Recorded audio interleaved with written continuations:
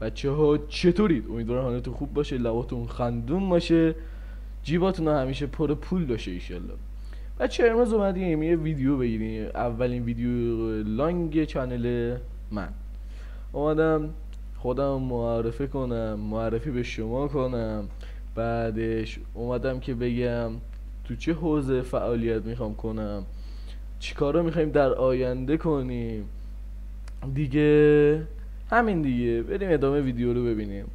خب بچه من حالا قبل اینکه شروع کنی یه لایک کامنت سابسکرایب فراموشتون نشه، اون زنگوله بغلتونم بزنید، مرسی هم.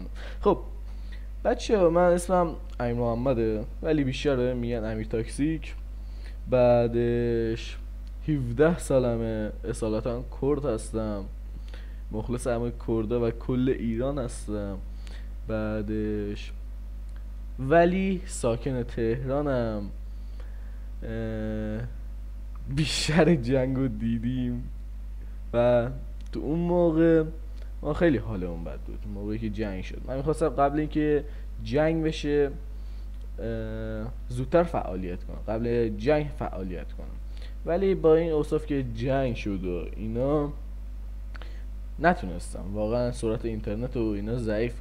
من یکی از هدفام این که بتونم استریم بذارم، خب ولی استریم چیا میخواد بچه؟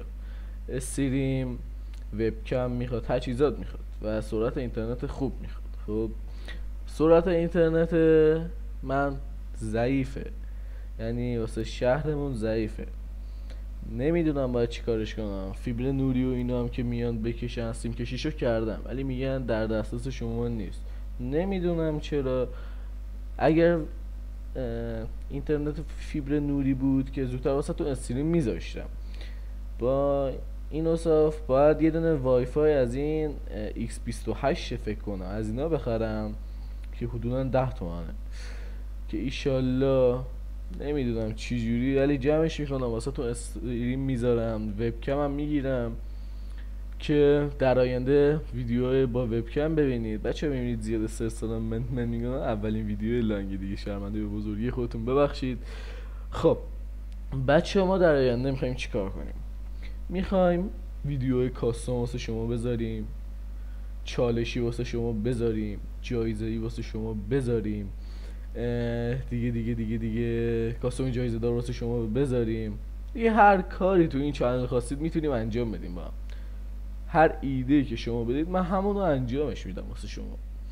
بعدش دیگه هر سوالی هم داشتید میتونید توی کامنت واسه من بپرسید، من جواب تک تک سوالاتون رو میدم. الان که در حال حاضر توی گیل سکرت تیمم. بعدش اینم اکانت منه، فعلا اسمشو توجه نکنید چون تازه گرفتمش. ایشالله بهتره کنیم با هم.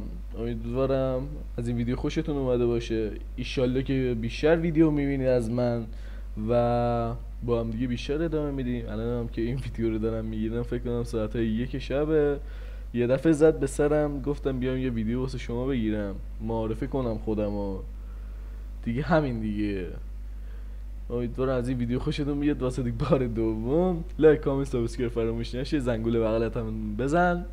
مرسی عزیزم، خیلی خوشحال شدم باهاتون اومدم صحبت کردم. فعلا